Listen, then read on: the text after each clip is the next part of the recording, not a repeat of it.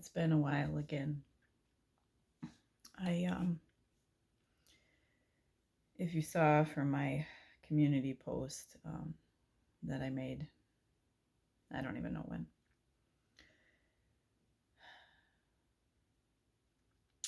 My husband had a second heart attack on New Year's Eve, and it was a minor one. He knew what was happening, and we went in right away, and they placed a stent to unblock whatever was blocked. And yeah, it threw me. Now, I, of course, as is my as is my pattern, I remain strong, stoic for my children, for my husband. I'm a caregiver, of course, so anything I can do to help him make the changes that he needs to make him comfortable, I will do. And through this, on one hand, I had a lot of peace. I knew he was going to be okay. I knew we were going to be okay. But once again, being faced with the mortality of your love, I don't like it. And coming back to, what God has been speaking to me for the last few months, and specifically since New Year's Eve when this happened, is, do you trust me? Do you trust me? Do you trust me? And do you trust that my plans for you are good? That I will meet your needs? That no matter what happens, I'll be here and you'll be okay? So that's the part that I have to lean into, is that the plans God has for me are good, that he works all things together for our good. And I've said that before. But I've been trying to then connect back with my feelings about everything, just so I can straighten things out for myself. And I know we shouldn't be led by feelings, and lately I have been led a lot by my feelings, and I should be led more by Holy Spirit, But my heart is really broken, and we're given people on this earth to love and to be with and to give love to and be loved by. But people are mortal, as am I, as are you. And they can leave us. And selfishly, I want to keep people forever. And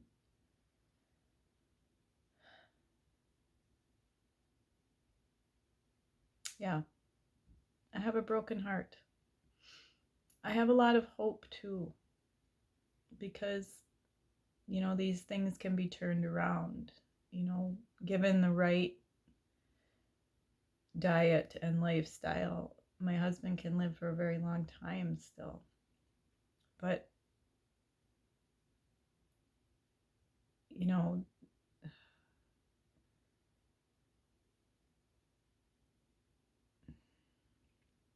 I don't even know how to put it in words. I just have such a sadness over the whole thing, even though I trust and I know that he's going to be okay. And even if he wasn't okay, I would be okay. you know. It just seems like one thing after another showing me that another person's mortality is out of my control. And I'm realizing how much I like to have control of my life, and really I don't have any control over it. I have control over my own decisions and my own behavior, but that's it. And I'm keeping myself from crying because I've already applied my makeup for work, but don't be worried. I have cried a lot of tears over this, and I just want, so desperately for my husband to be happy and healthy and to love his life and love God and love us, and be here for a long time. And being faced once again with the possibility of that not happening is just really, really difficult. And I also realized in the last few days, just from different things, things that we talked about, I joined a little house church. I don't know if I told you guys that, but I joined a little house church, and it has been incredibly awesome and a complete and total gift from God. And yeah, what I talked about in the passage that we read, and we read about the fall of man, which the serpent tempts Eve and she eats the fruit and she gives it to her husband, and then they all point fingers at each other. Eve says the serpent made me do it. Adam says Eve made me do it. And that was the beginning of blaming other people for behavior. And so I'm reminded because of that I am no longer permitted to blame other people for my behavior, my reaction, my feelings. Now, if people hurt me intentionally, obviously that, but at the same time, I still have to take ownership for my own behavior. And being stoic and strong is important at times, but you can't stay in that. And that's kind of where I've been failing in this, is that I would like to stay in that stoic and strong mindset and not fall apart in any way when internally I'm crumbling, and I know the end result of that. I know that winds me up having a meltdown, and I don't want to do that. I want to be where I'm at when I'm there, So, yeah.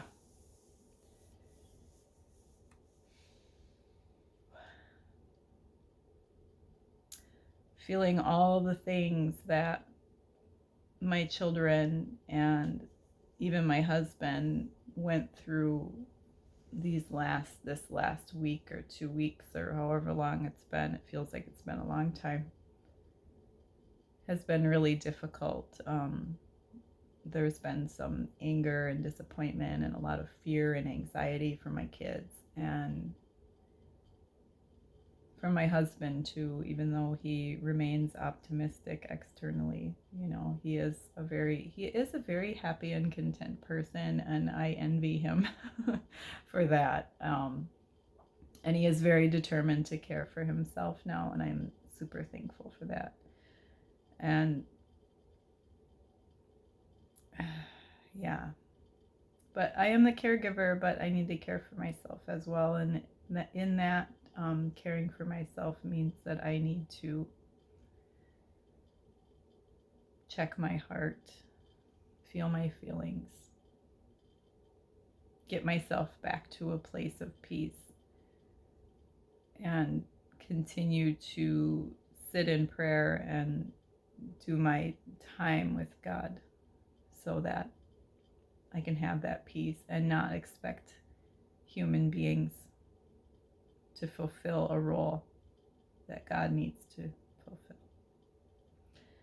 So hopefully we will be back to regular stuff, and I am, of course, remaining strong, and I'm okay. And I'm sorry if I worried you for being absent for a little while, but this really threw me, and I couldn't turn my camera on without crying my eyes out. So yeah, thank you for your prayers, everyone. I appreciate you. Love to you all. Talk to you soon.